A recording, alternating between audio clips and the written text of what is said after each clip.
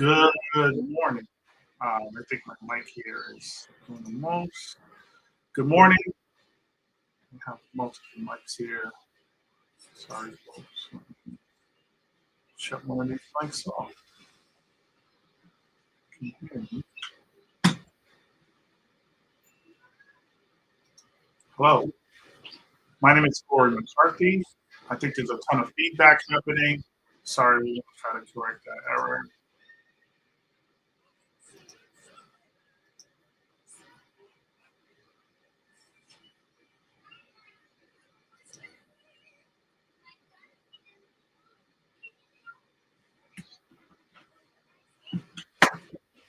Okay. Good morning. My name is Corey McCarthy. I'm here on behalf of the Boston Public Schools to share with you our NCAA workshop. We are hoping to provide a high level of NCAA information for our students and our families. Our hope is to really create a grounded amount of knowledge for our families to have the right information about the NCAA and the NCAA workshop. So bear with me here. If there's a ton of feedback, just let me know. Our team is completely focused on creating and building opportunities for students to go to college through sports and athletics. In order to do that, you have to meet the grade requirements that are necessary for our young people to be successful. What that means is that we are able to align yourself with grades, take the right courses, ask the right questions, do the appropriate recruitment that is necessary for them to be successful, and particularly our young people. And I'm trying to make sure that I have, let me pause for a second so I can get my mic in order.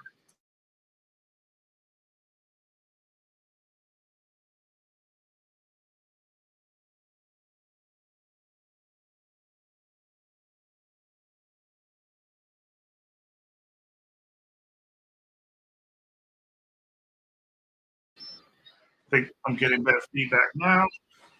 Okay, perfect. So if you're a parent or a family and you're watching our session, you will see that we'll be able to provide the appropriate information that you need to be successful. And I'm just double checking our, okay, just doing a couple of editing checks.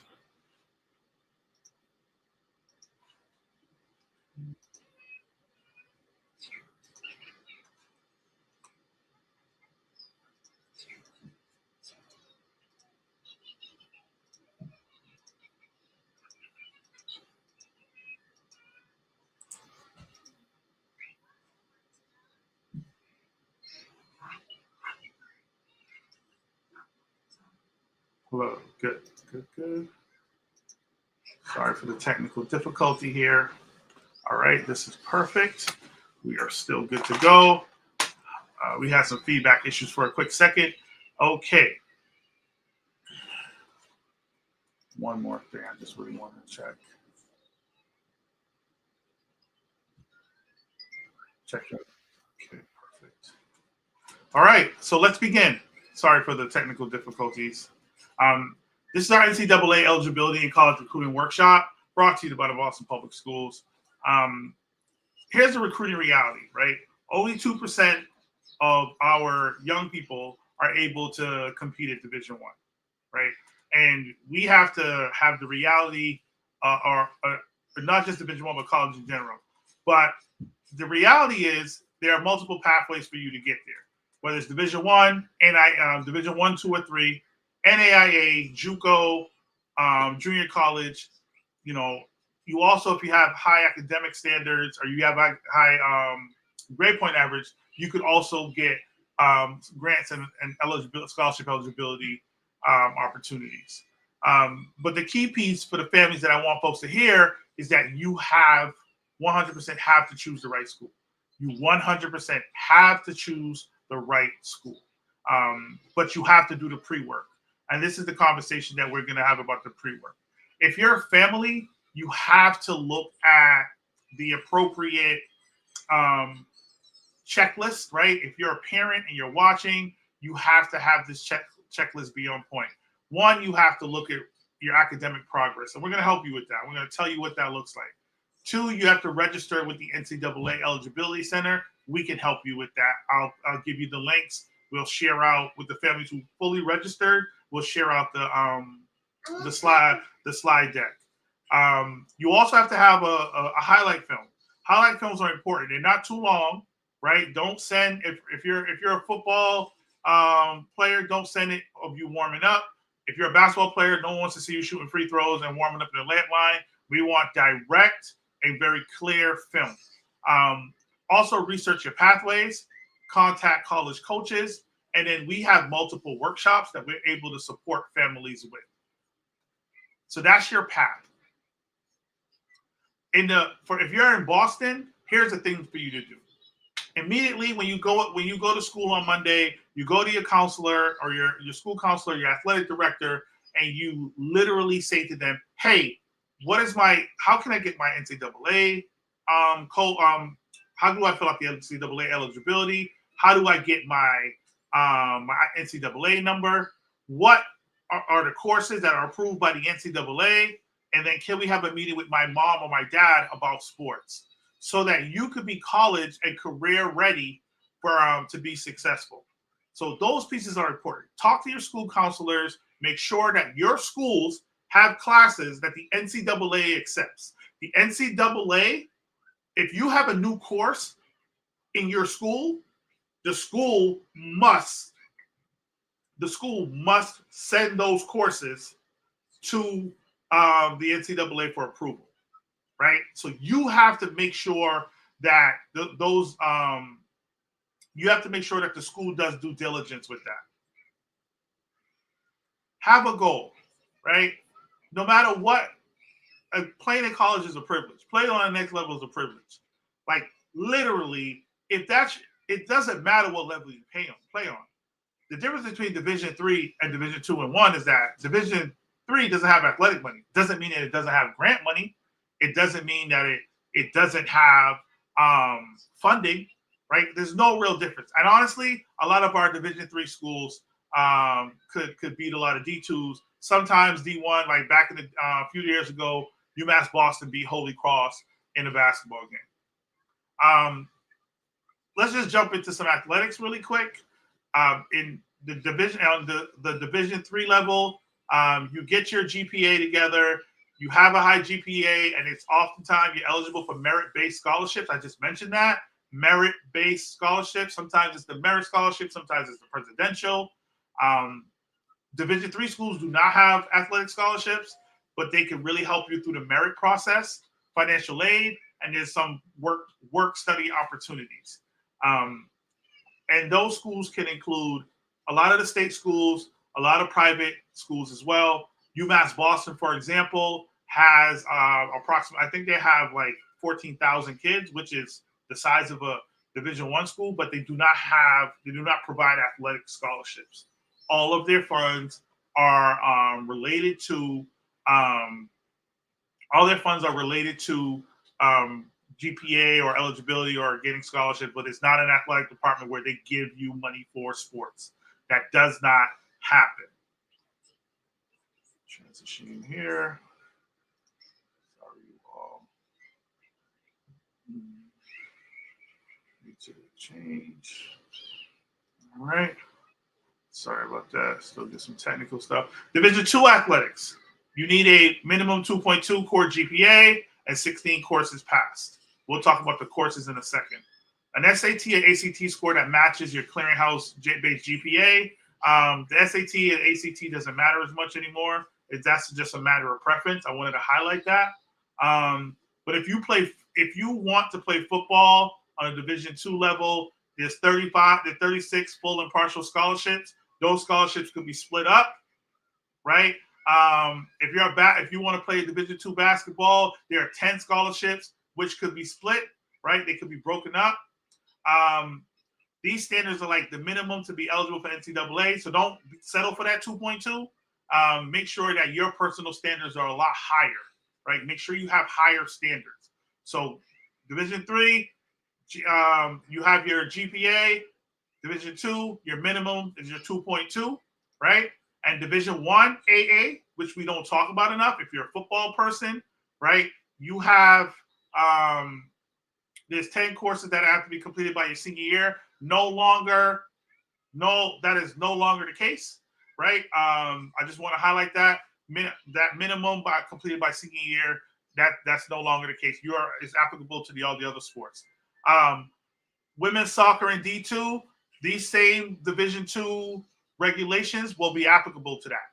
So this same slide here is applicable to all Division II sports, right? So when you're looking at Division II and you're a women's soccer player, that's the eligibility rule there. Thank you for that question. Division I AA athletics, they get 65 scholarships. If you are playing football, it is divided among 85 athletes. These standards are the minimum to be eligible to NCAA. Who are your Division I AA athletics? Those are your Merrimacks, your Bryants. Merrimack is all for the football level. It is 1AA, your Sacred Hearts of the world. Division I athletics, 2.3 core GPA, 16 courses pass over 4 years. Please disregard the 10 core courses completed by senior year. That is not, since COVID, that is not an issue anymore, right? The SAT, ACT, no longer an issue in itself anymore as well, right? They're no longer for Division I and II eligibility, right? There's no longer a SAT sliding scale. Division I and II eligibility standards are 16 core courses and GPA only. I repeat that. SAT, ACT scores are no longer required for NCAA Division I and II. Right? Now, if you are a Division I player, right? You can go. There used to be a rule where you can only go on 5 visits. Now you can go on unlimited visits, and we'll talk about that eventually, right? And then we could also have some separate conversations about NIL deals. People think that NILs are schools paying kids. No, the endorsements and all those other folks are able to do all that. Name, image, and likeness, right? So educate yourselves, parents and kids. NIL, name, image, likeness. And there's a clear distinction between NCAA eligibility and college admission. And if you're eligible for the NCAA, you may be able to slide in a school, but some schools may take the college admission instead of, even if you're NCAA eligible. So those pieces are important. We went over Division 2, 3, 2, 1. The key point you need to hear is that Division 3, they don't have athletic scholarships. Do they have money? Yes. Yes. NAIA, the minimum for the to go to NAIA school is 2.0. 970 SAT score above, 18 on the ACT score. A lot of private schools, right? They're kind of similar to a Division II NCAA.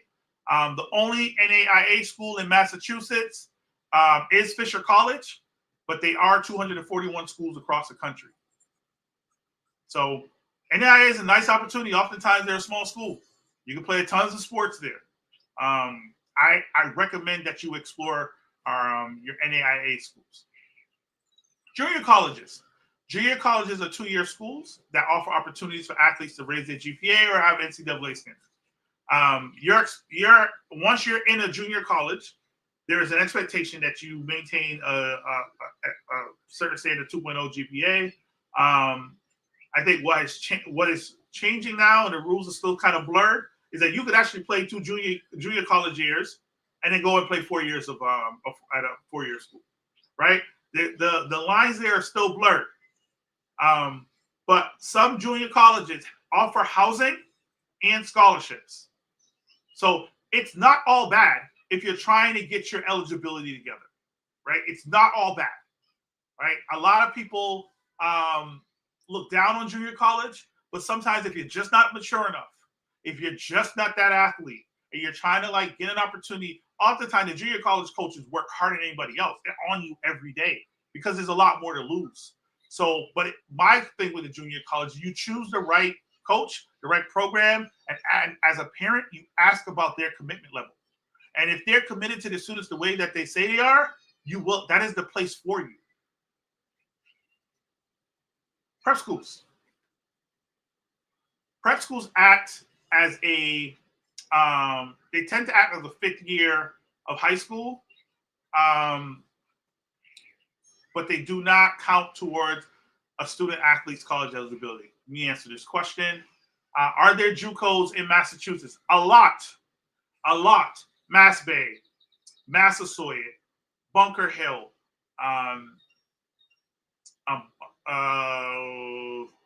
There's a few more. Oh, Quinsigamond. There's a ton of them, easy Googleable. But if I'm you, I'm asking about their ability to get you some housing. Now, here's the prep school situation. If you want to go to a prep school and you want to have a fifth year, your fifth year does not count. The NCAA takes your first 4 years of school. You get into prep schools based on your financial aid. If you're a late bloomer and you want to do that post-grad, you can. Please do not think that that fifth year is going to get you anywhere with the NCAA as far as eligibility. If you already have your 4 years and you have your grades and you're unless you have some special exception, no, go there, lift weights, shoot your basketball or play your tennis or your hockey and focus on that. But do not think that you're going to replace a bad ninth grade year or a bad 10th grade year academically with a year of prep school. That's not going to happen. That's not why it's there if you're reclassing, right? But if you go from the jump and you get those grades, your first 4 years, you're eligible. I think prep schools are a great option, but you have to make sure it's affordable. And if you're a kid, that's, we lose a lot of kids to prep schools, but I think you just have to ask the right questions. Will I play? You don't want to spend all that money and then you have to go sit somewhere. But I will say that most of our schools in BPS will get you through the NCAA based on their program of studies. That way you don't have to deal with any other rigorous pieces to it.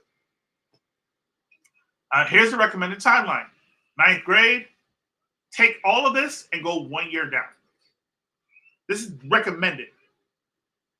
But if you're in eighth grade and you're going to talk to your school counselor, you find someone to talk to about registering for your NCAA classes next year. So like if you're in a 7 through 12, make sure you get in the NCAA approved classes. Go to schools and say, hey, what classes are approved by the NCAA?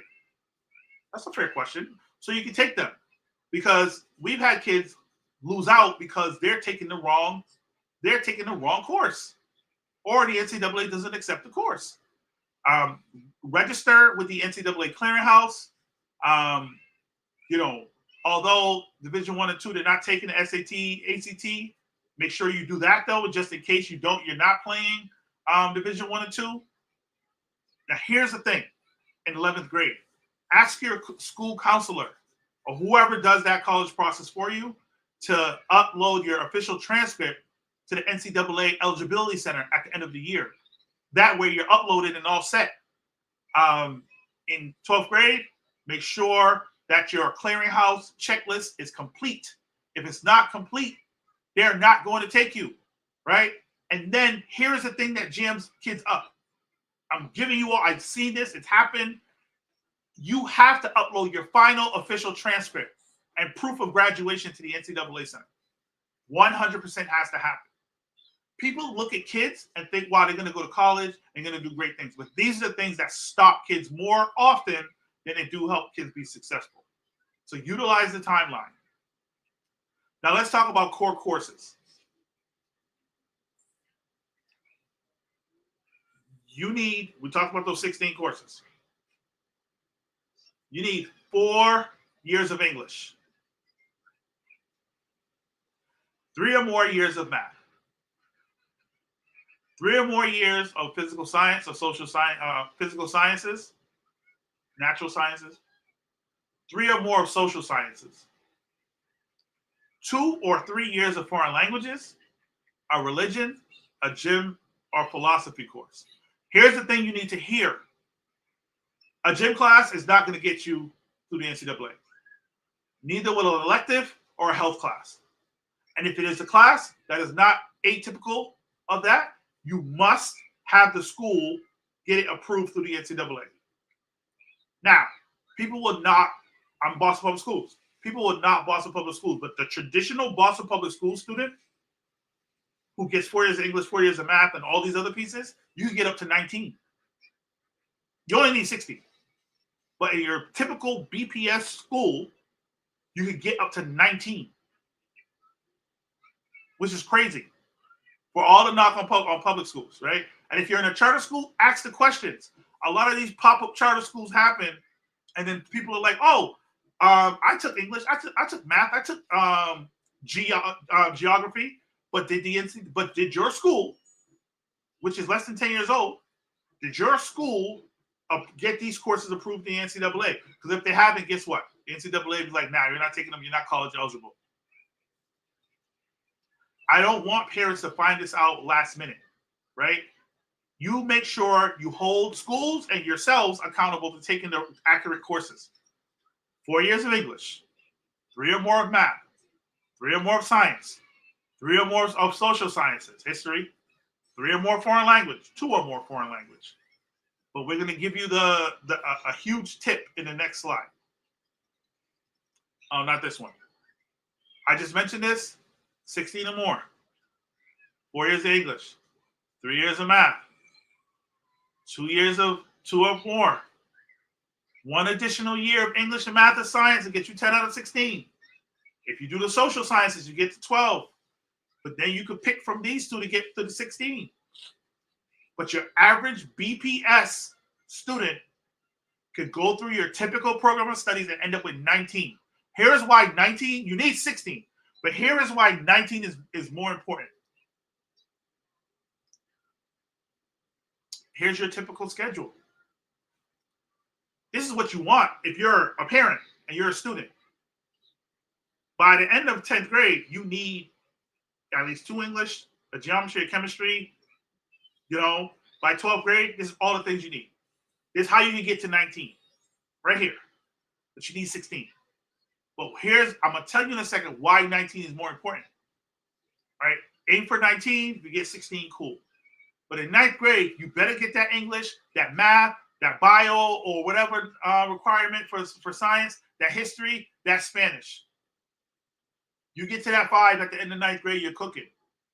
But you're cooking with grease at the end of 10th grade with that 10 or more of that 16.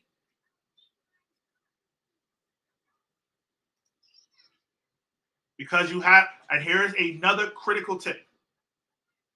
I don't even care if you write this down.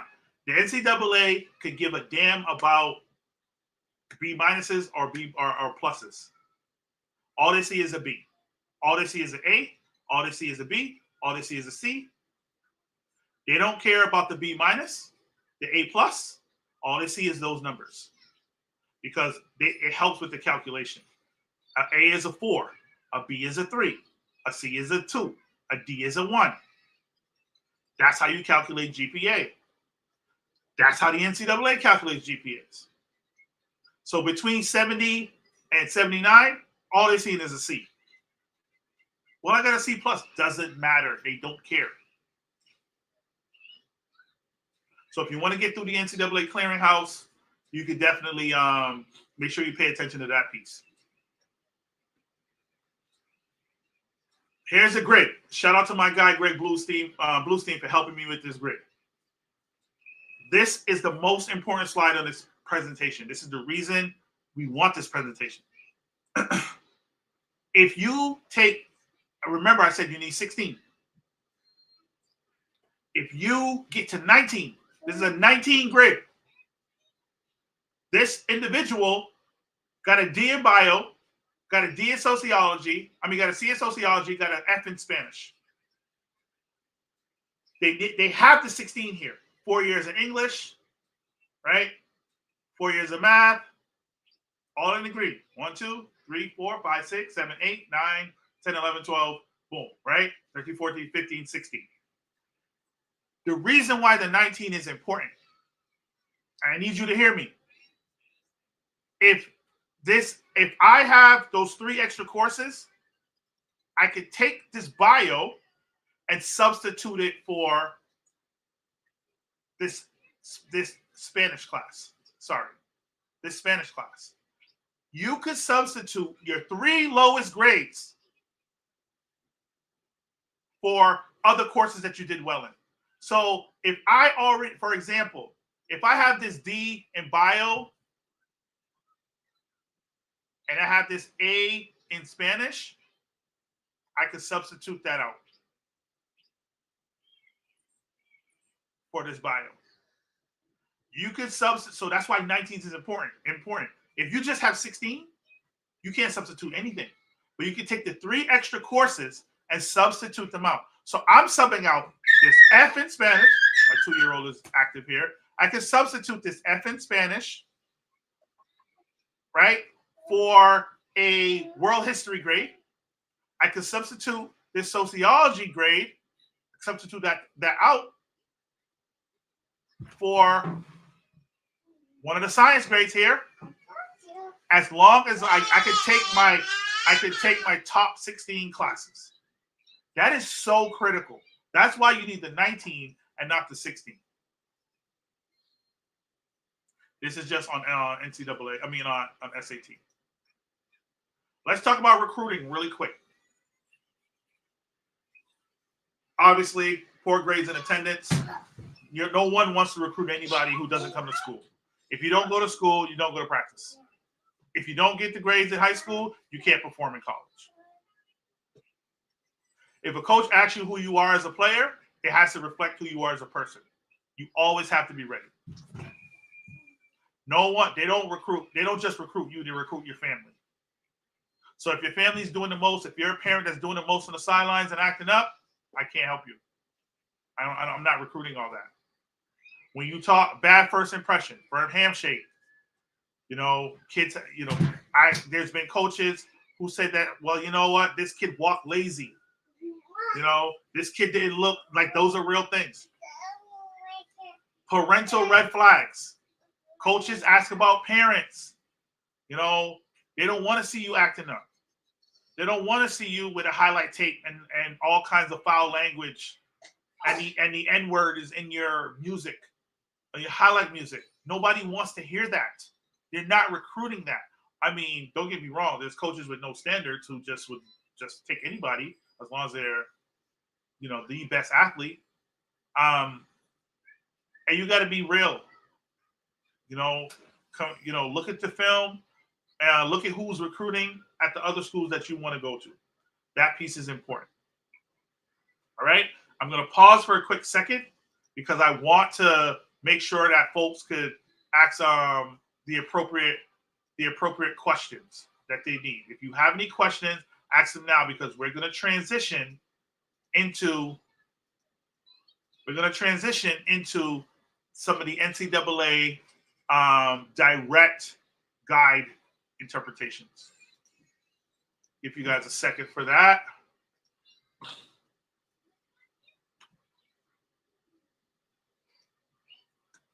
Okay.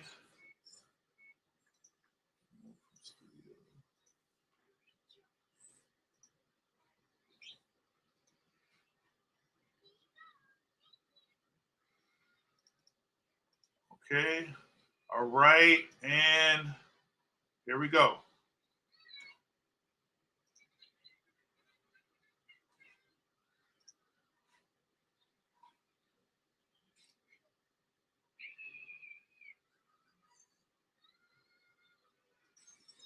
All right, folks.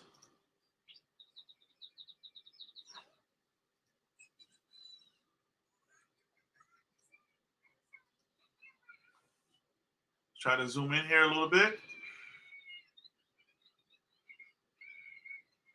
You know this guy? Good. All right. Really quick on the NCAA guide. All right, we're going to give you some tips. Make sure you guys can see what this looks like. I'll talk you through it. This explains what the NCAA is, right? Here's how many winter sports that the NCAA has, right? Depending on your school, some schools may have all of them. Fencing, wrestling, tons of these Olympic sports, right?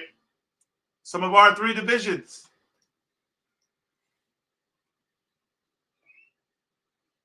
I think one of the things that you notice, right, is the enrollment for Division 3, 2, and 1 is Division 1 is significantly bigger. 1 in 5 Division 3 students play a sport. 1 in 7 for Division 2. 1 in 22 for Division 1. But their Division 1 schools are significantly bigger. The average number of teams per school in Division 1 is 19 versus Division 3, which is 19 also. But Division 2 tends to be significantly smaller, more specialized. The percentage of NCAA athletes in each division, Division 3 is on par with Division 1. Once again, one has athletic money, the other one doesn't. I think it's important to highlight that the athletic scholarships, Division 1 and 2 have them, no athletic scholarships in Division 3. 80% of the athletes receive non-athletics aid, right? Now, the did you know is something that you have to pay attention to. Division 1 schools award over $3 billion in athletic scholarships. Division 2 is the only division with schools in Alaska, Puerto Rico, and Canada. Division 3, their largest school has 28,000 kids. It's insane. Here's your high school timeline. I'm going to share the PDF. Absolutely. I'll make sure I send it out. You guys can't see you can't. I'm not sure if you could put the. I don't know if I could. If it's going to let me. This is your NCAA Bible, right? Your timeline. You register. You plan. You study. You graduate. Remember what I said. Make sure your school counselor uploads your final transcript when you graduate, because they're looking at tons of athletes and they just need to see that it's uploaded. They just need to see that it's there. So make sure, work this timeline. Parents, talk to your kids. Do not let some kid come home and be like, yeah, I'm going pro. And your response needs to be how? You failed algebra. You didn't take science. Right now, you're behind. Use that as a tool, as an engagement tool for you guys to go on this athletic journey together. And if you don't play college sports, so what?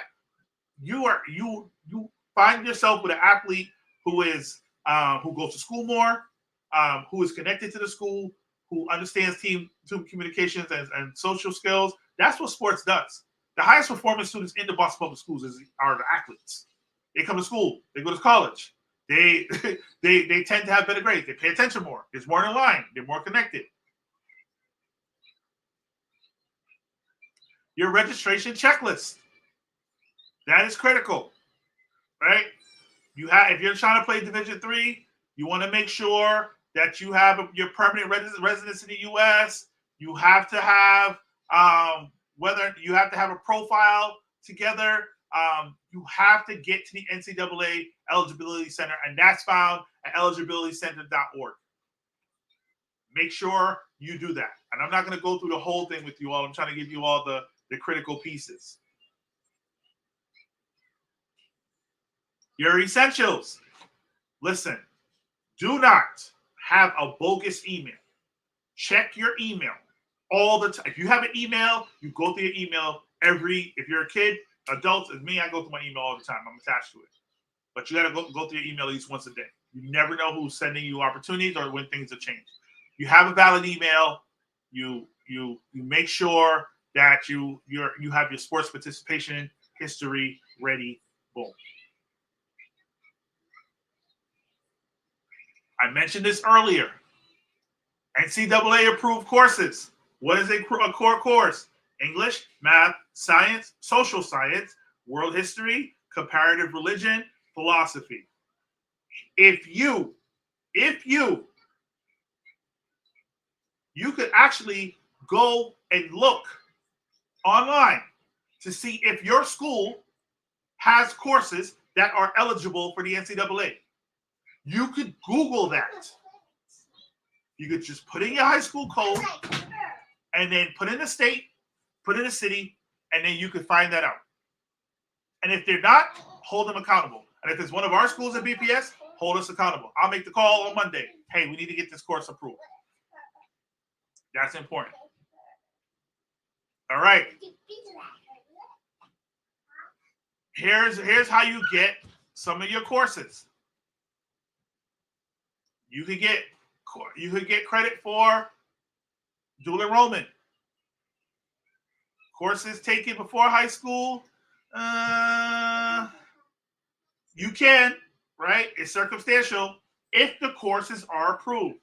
Some of you 8th graders, you may do that. Here's another important thing.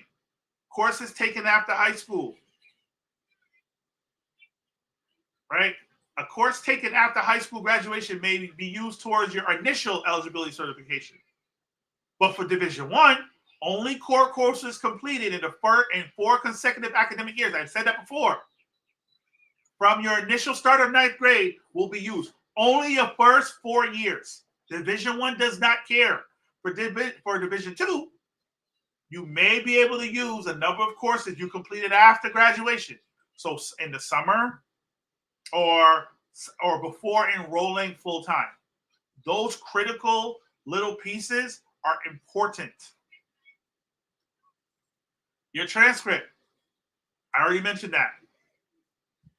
You 100% have to get it uploaded. For international students, right? You have to go and see and analyze the rules for international students, which has some complexities to it because they are going to request your sending schools transcripts. There also is a website for homeschool students as well.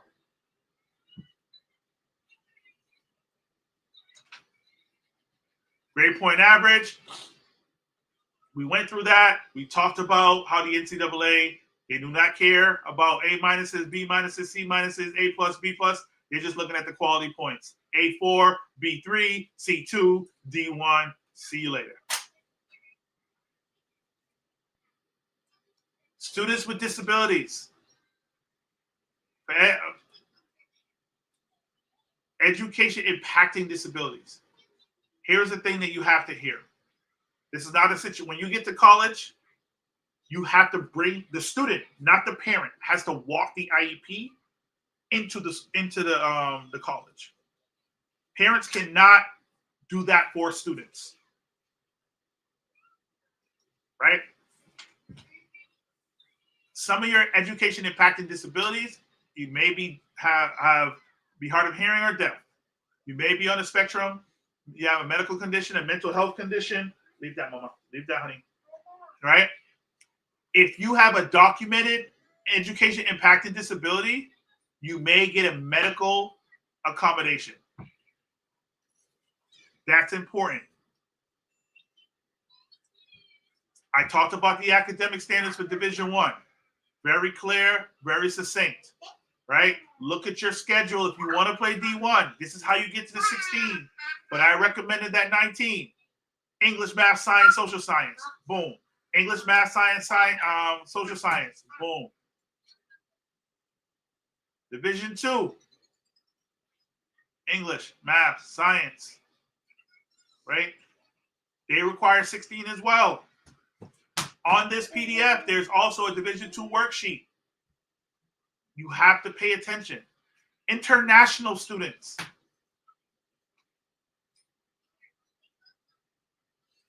You have to have your transcripts for 9 years and up in your native language. You need proof of graduation. You need certified line-by-line English translations of these documents if you want to play. It's hard for international students. Homeschool students, right? You have to make sure that you have a process to determine overall grades, and that students achieve the courses, right? You have to have a separate registration if you're a homeschool student. We can help you with that. There's no ability without eligibility, right? But you have to register through the NCAA eligibility. So if we're looking at sports, and somebody asked a question earlier, let's dig into your sports a little bit, right? Let's dig into your sports a little bit. If you decide that you don't want to go right away to a school, you have a grace period. Men's tennis, 6 months. Ice hockey, and for Division I, up to your 21st birthday. With D2, your grace period is 3 years. Skiing is different. All other sports, your grace period for Division I is 12 months. Division II, 12 months. Division III, 12 months. A Division III student athlete can use a 12-month grace period in all sports after high school graduation. Right? Your delay period starts October 1st or March 1st, depending on when you graduate. That's important. It's almost like deferring. Amateurism, right? And recruitment. Are you being recruited? Don't tell somebody you're not if you're not getting this information, right? Don't be out here saying you're being recruited and you're not. When are you getting calls, texts, emails? Are they coming to your high school? Are they paying for you to come on campus? Is there some sort of financial aid offer? Are they following you on social media and talking to you on social media?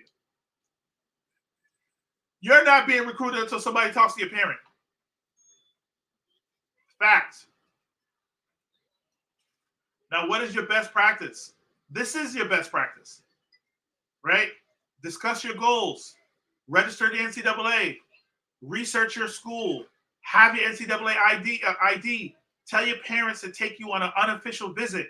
The official visit is the one that the school pays for. The unofficial visit is them talking, is you just showing up. Sometimes coaches can't talk to you, but they can talk to you if you're on campus. The questions to ask, right? The NCAA does not include acceptance to the NCAA school recruiting you, right? In addition to receiving your academic and athletic certification for Eligibility Center, you must also apply to be accepted to the NCAA school. So you can't just get in based on being an athlete. You have to be able to get into the school in some circumstances as well. So you have to still do the application. You ask the questions. Do you have on-campus housing? Do you help me with my schedule? Do you have internships? What is the financial aid? What is the attendance? And you talk to the coaches. How can I get help on campus? Do you have athletic trainers? What is your philosophy as a coach? How do you help people rehabilitate? Do you have NIL teams? Right? That's important. Scholarships. No, this is what you need. You get a scholarship, here's what it covers. Division I and II, tuitions and fees, food and housing. Now, Division II is year to year. So there's no multi-year. Like sometimes Division I, they'll give you the multi-year scholarship, but everybody's year to year. If they want you out, they will force you out. Trust me. Here's your recruiting guidelines. Right? There's a contact period where coaches can contact you. There's an evaluation period, right? There's a quiet period where nobody says anything. Don't think you're not being recruited when they're in the dead period. You can, right? They can still talk to you. And when there's a recruiting shutdown, you're not hearing from anybody. Unofficial visits versus official visits. Very clear. I made that clear already. If you are a Division I and they can give you money, $60 per person. They give you food, up to 3 meals a day.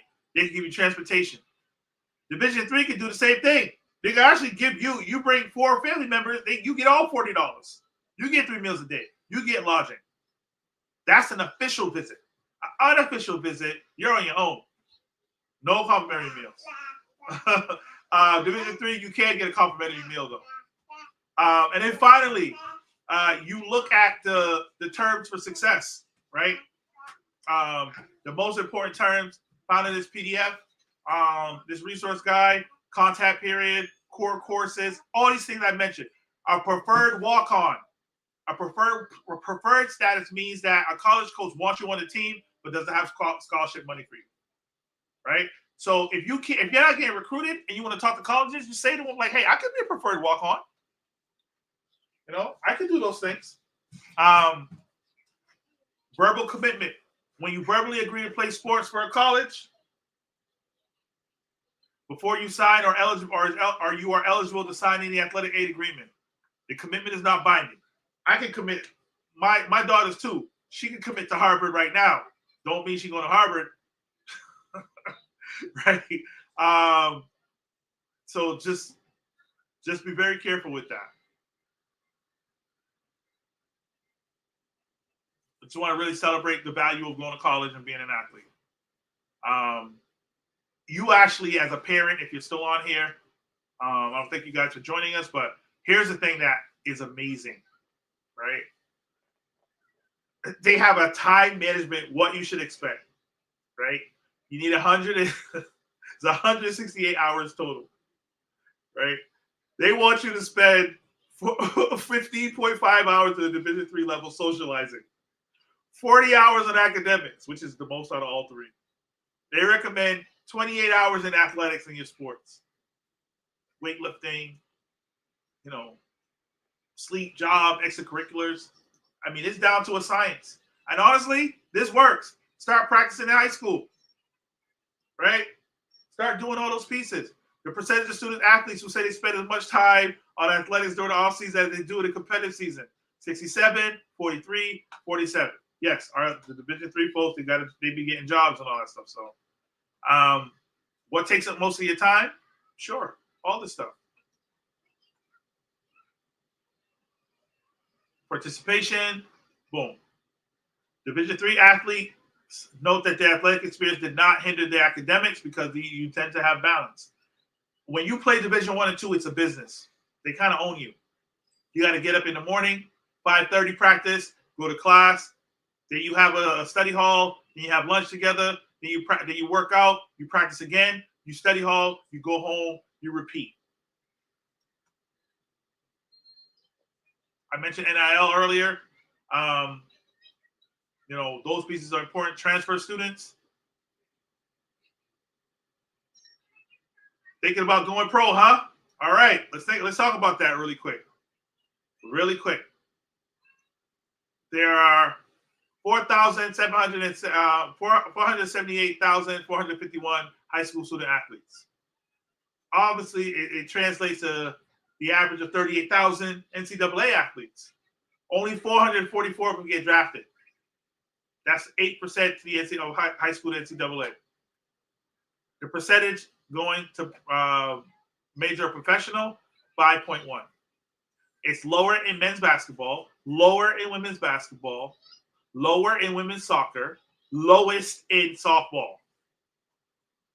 You got to be great no matter what you do.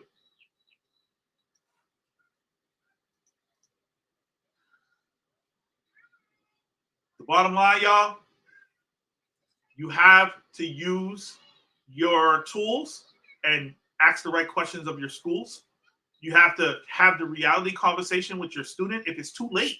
If you are a junior and freshman year, you had all Fs, you got to talk about recovery time. You got to talk about recouping those grades the whole night. If you receive the email from me about this registration, I will send you all the slides. I will send you all the information you need.